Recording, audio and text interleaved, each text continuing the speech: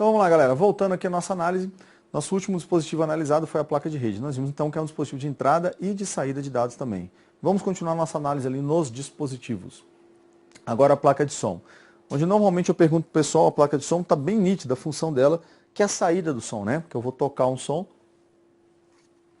e ele vai permitir que o som saia. Mas aí tem a função de entrada também? Tem.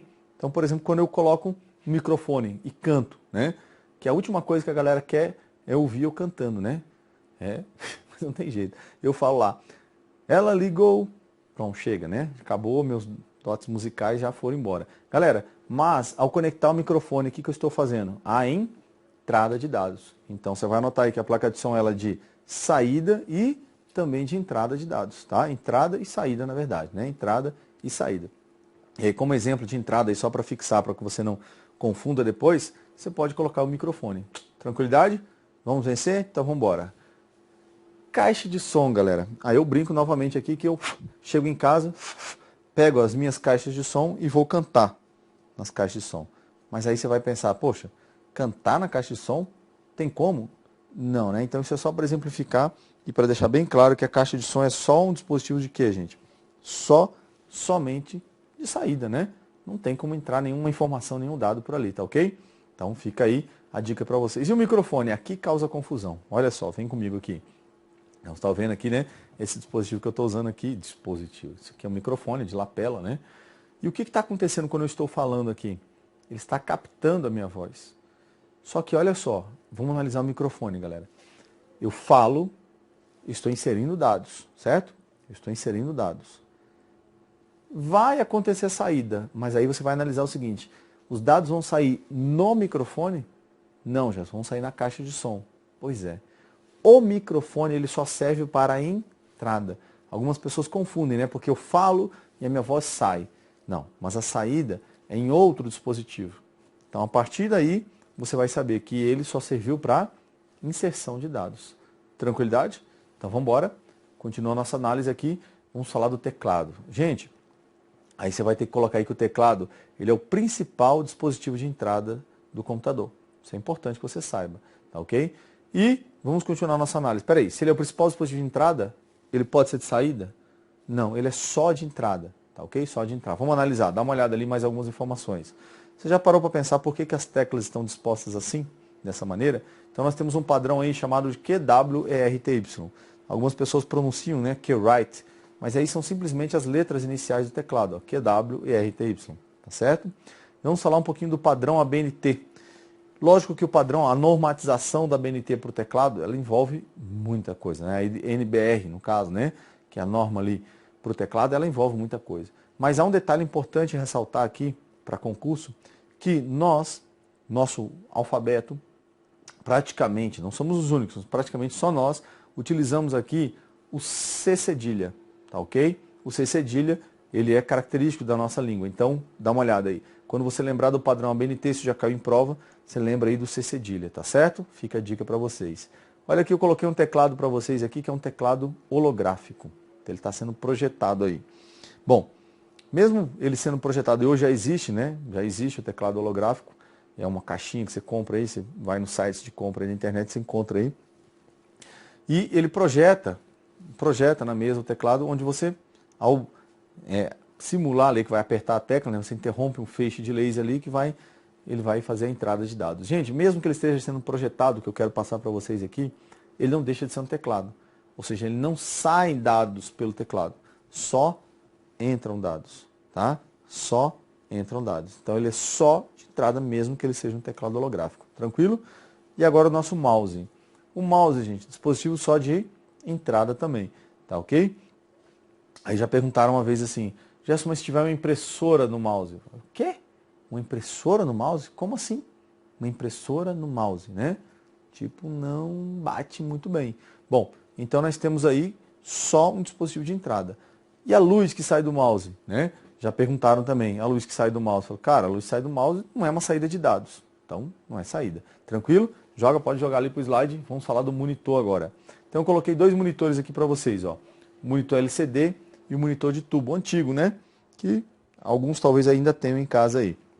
Bom, Mas indiferente da tecnologia que é utilizada para gerar a imagem aqui, eu quero que você analise o seguinte.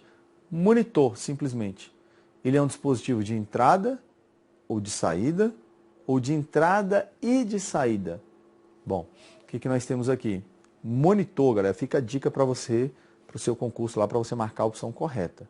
Monitor, ele é um dispositivo somente de saída. Somente de saída, certo?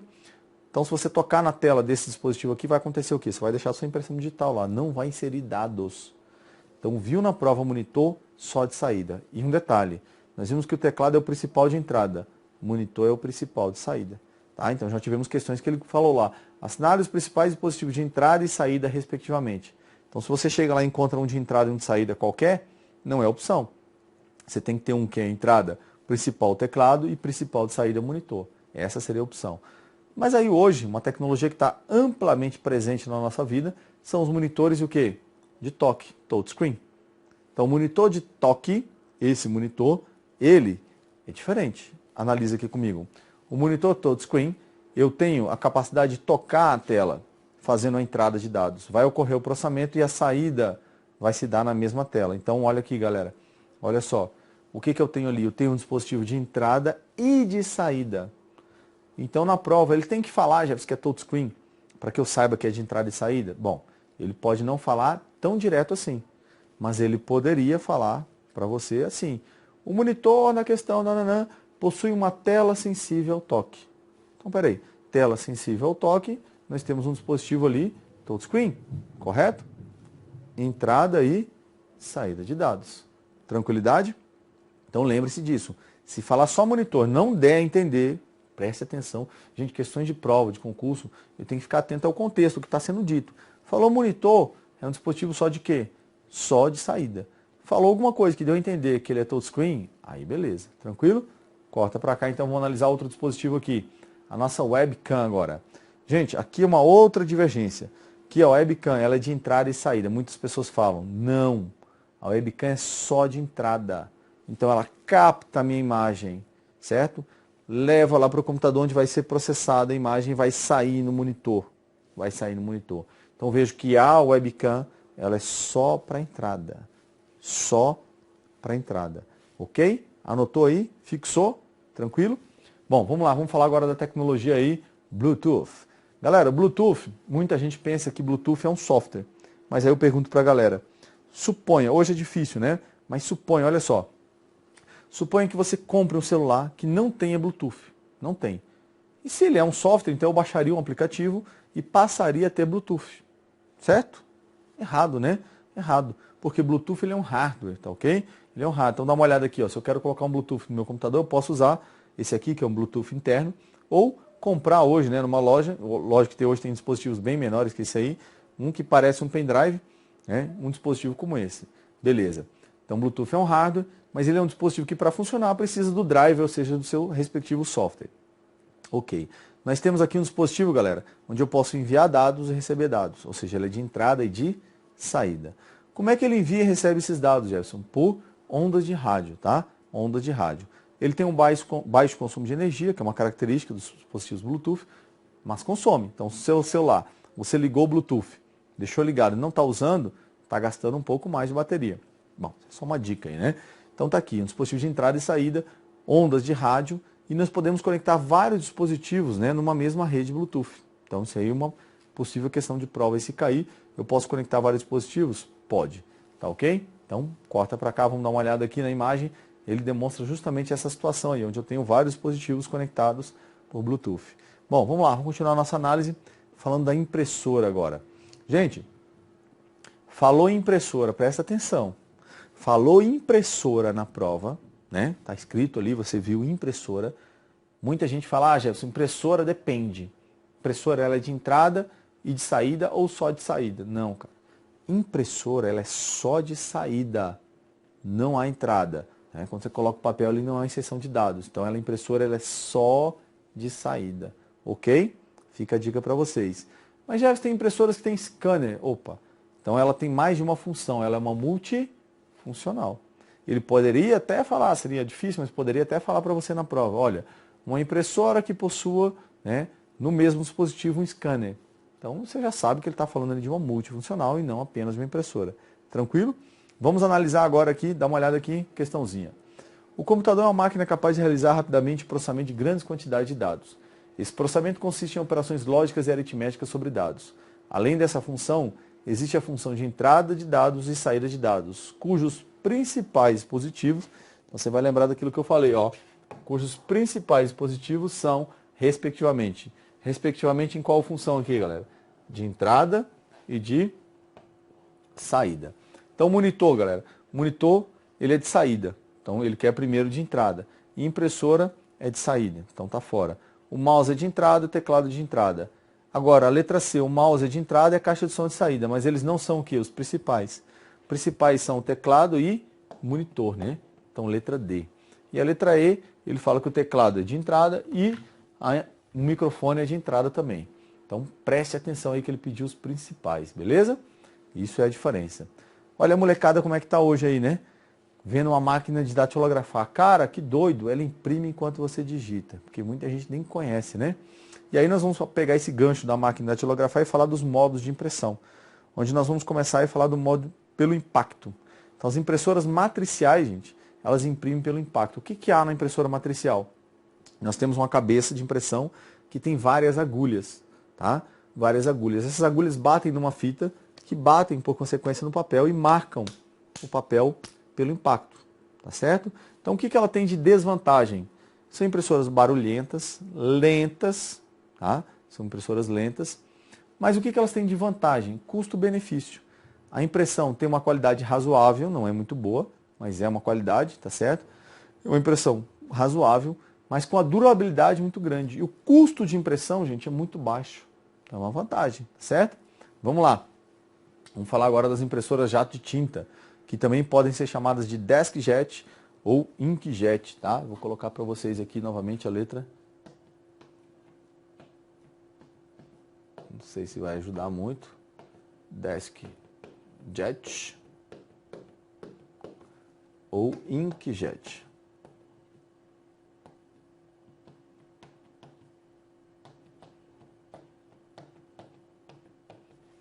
Beleza? Então fica a dica para vocês. Jato de tinta, ela vai usar micro jato de tintas para imprimir, tá? Acabou que eu já tinha colocado o slide aqui, ó, certo? Vou apagar aqui. Então vou tirar aqui para não, minha letra está muito feia, ó. Inkjet igual DeskJet, que é a mesma coisa, jato de tinta. Vamos lá. A impressora laser. O que eu tenho na impressora laser aqui, galera? A característica, ela vai usar o laser, né? Tá a imagem aqui, vai mostrar aí que ela usa o laser. Mas eu tenho como característica aqui, eu vou marcar para você esse elemento aqui, ó, que eu quero que você saiba, né? Não vamos precisar estudar todo o processo de impressão da impressora laser. Mas eu tenho um cilindro, que vai ser marcado por um laser especial ali, né? Vai passar e vai prensar no papel as informações. É esse elemento que eu coloquei para vocês ali, que é o fusor, né? Então eu prensei no papel as informações, o toner, né? No papel. Na hora de sair, eu vou passar pelo fusor. O que é o fusor? É um elemento, são lâmpadas geralmente que vão esquentar o papel, fundindo, né, a impressão, tornando o papel e toner uma coisa só. Então eu tenho calor na impressão a laser para fazer o quê? Para fixar, ou seja, para gravar a impressão. Tá ok? Fica a dica para vocês aí. Vamos embora. Outro modo de impressão agora são as impressoras térmicas. Aqui você pode colocar aí que a impressora térmica é aquela que utiliza o calor para imprimir e para fixar a impressão. E ainda eu tenho como característica que eu preciso de um papel termossensível. Tranquilidade? Então vamos embora. Olha a questãozinha. O periférico que utiliza fundamentalmente o calor para fixação e gravação, embora sejam sinônimos, ele colocou aqui fixar e gravar, né? De textos e imagens em folhas é impressora matricial não, porque ela usa o impacto. Inkjet não, porque ela usa jato de tinta. Então para fixar, impressora laser. Tranquilo? E o scanner, gente? Scanner de entrada ou de saída? Somente de entrada, tá? Somente de entrada, ok? Fica a dica para vocês aí. Vamos analisar agora a multifuncional. Então, a multifuncional não tem o que falar, várias funções. Então, nós temos ali pelo menos na impressora multifuncional, não, o dispositivo multifuncional, nós temos aí pelo menos o scanner e a impressora. Então, eu vou ter o que aí? Entrada e saída de dados, ok? Falou multifuncional, entrada e saída de dados. Tranquilidade? Vamos lá para a nossa análise ali. Dá uma olhada na questão agora. O tipo de impressora que integra em um só equipamento 3 funções de uso, impressora, scanner e copiadora, é conhecido como. Então, a copiadora vai juntar, na verdade, o scanner com a impressora, né? Inkjet, DeskJet, LaserJet, matricial, não, né, galera? Tá tranquilo. Multifuncional. E o plotter? Conhecem o plotter? Ele é uma impressora grande, digamos assim. Então, se ele é uma impressora que imprime em grandes formatos, ele é um dispositivo de quê? De saída de dados. Tá? É o que nos interessa na nossa análise aqui, o plotter, saber que ele é de saída.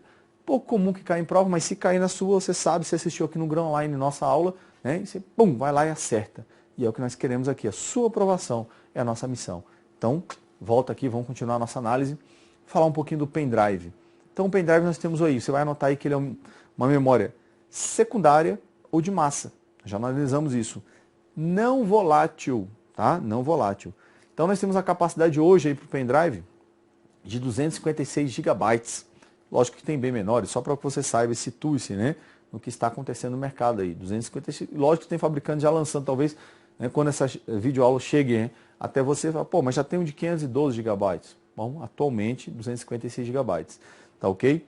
E o que nós temos como característica? Eu vou escrever para você no slide ali o tipo de memória que ele usa para gravar os dados, que é a memória flash. Tá? Então, ele lê e grava os dados numa memória flash, tá ok? Bom, vamos lá então. E o pendrive, como eu já falei, o pendrive é uma memória de entrada e saída de dados. Um dispositivo de entrada e saída de dados. Vamos ver aqui a questão, galera. As figuras a seguir ilustram dispositivos que são integrados à configuração dos microcomputadores versão desktop e notebooks. Então, desktop são os computadores de mesa, né, os convencionais. Assinale a opção que indica os dispositivos que operam exclusivamente na saída. Então, galera, ó, exclusivamente na saída de dados. Vamos lá. O plotter é de saída? Sim, o plotter é de saída. O scanner é de entrada, o pendrive é de entrada e saída. A impressora, ó, vejam que ele colocou impressora, é de saída. E a impressora multifuncional? Não, porque ela é entrada e saída. Então, letra, vou voltar só para que você veja as opções que eu marquei ali. Ó, 1 e 2, letra A.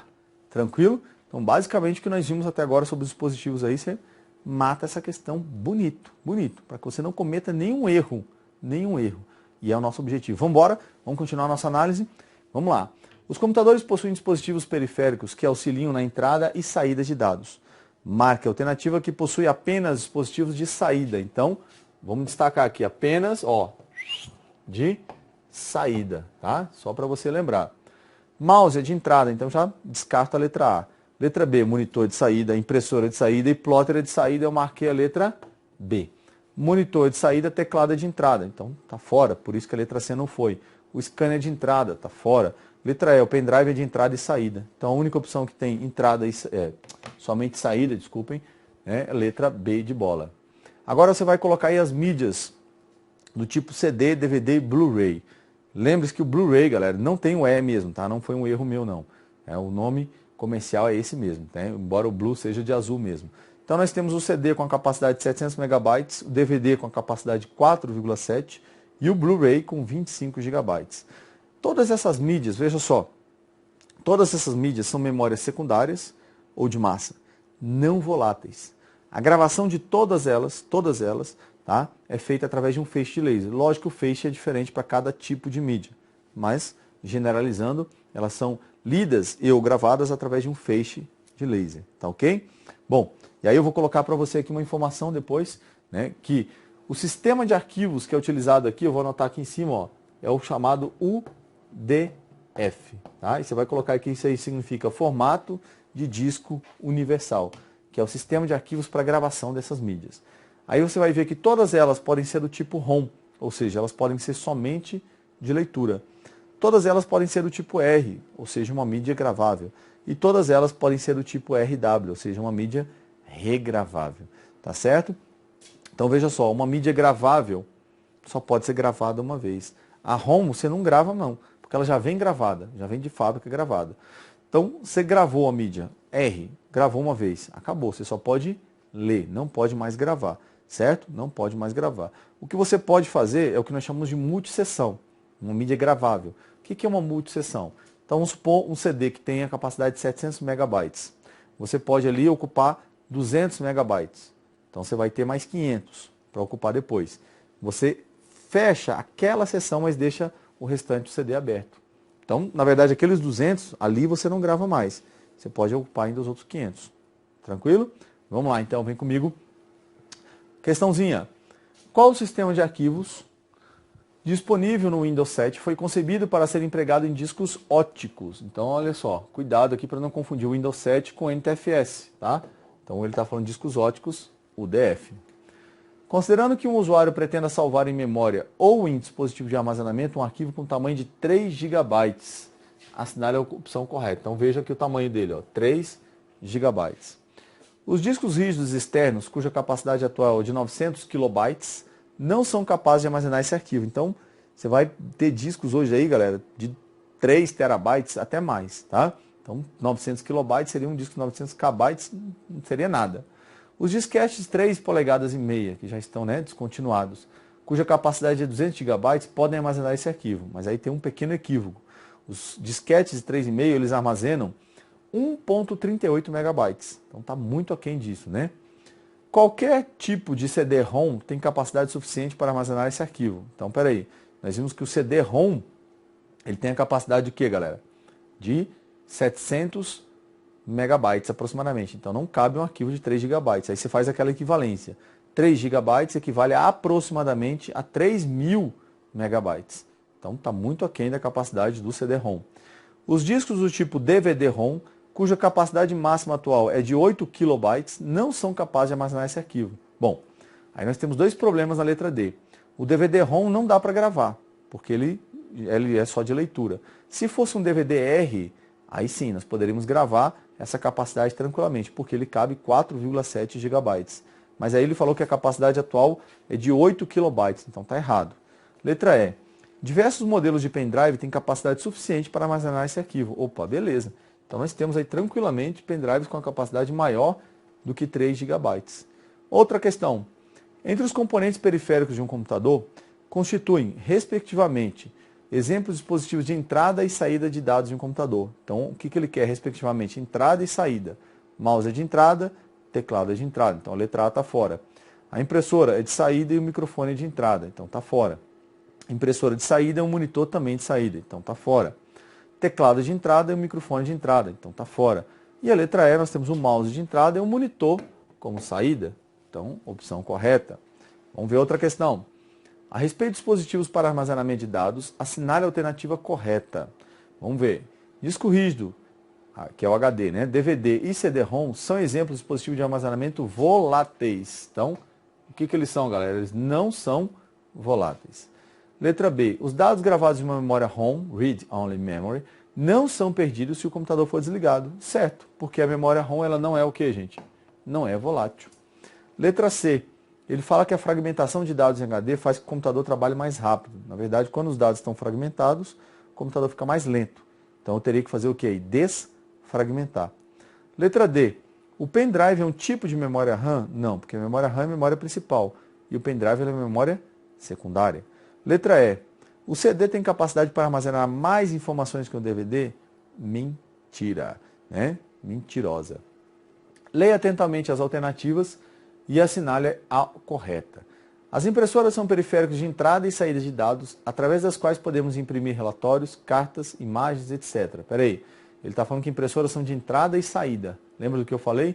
Impressora é só saída. Letra B. A velocidade de processamento das CPUs dos microcomputadores PC é medida em megabytes. Então, processamento é medida em hertz. Os discos de CD-ROM do tipo RW, peraí, ou ele é ROM ou ele é RW, né? Ou ele é só de leitura ou ele é regravável. Permitem uma única gravação de dados. Então tem dois erros, né? Tem mídia CD-ROM do tipo RW, não existe, né? Não existe isso aqui. Ou ela é uma coisa ou ela é outra. D.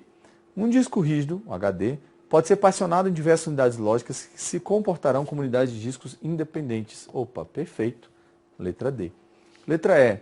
A memória ROM dos computadores PC são dispositivos de armazenamento de dados nos quais são gravados tanto os dados quanto os programas do usuário. Mentira, né? ROM é só de leitura. Então tá fora. Mais uma questão. A memória ROM e os discos removíveis possuem o mesmo princípio de funcionamento, ou seja, quando o computador é desligado, seus dados armazenados são perdidos. Então olha só, A ROM e os discos removíveis, que aí nós podemos colocar o CD, DVD, são perdidos. Ele está dizendo que essas memórias são voláteis. Mentira, tá? Não são voláteis, não são voláteis. Vamos analisar esses itens aqui, ó. Letra A. CD, DVD e HD são memórias principais de um computador. Não. Todas que ele citou aqui são memórias o quê, galera? Secundárias. Então você vai colocar aqui esse item, lá na prova você marcaria errado para ele. Quando é ligado, o computador faz um autodiagnóstico. Se, por exemplo, o teclado não estiver conectado ao computador, o fato é identificado nesse processo e a inicialização do sistema é automaticamente interrompida. Então, caso você não soubesse disso, ó, ele para mesmo, tá? Sem teclado ele para. Inclusive é um dos erros, olha só, é um dos erros mais absurdos que tem na informática, né? Eu considero. Por quê?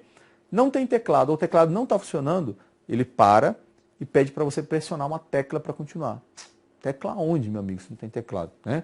Vamos dar uma olhada ali na opção C. A memória principal do computador, por ser volátil, precisa ser atualizada com dados e instruções cada vez que o computador é ligado. Perfeito, né? Toda vez que o computador é ligado, eu tenho que atualizar, porque a memória vai estar vazia. Então, gente, nós chegamos aqui ao final dessa nossa videoaula sobre hardware e software. Espero que você tenha gostado, revise sempre que necessário e utilize os materiais de apoio que eu indiquei a vocês, ok? Valeu, galera!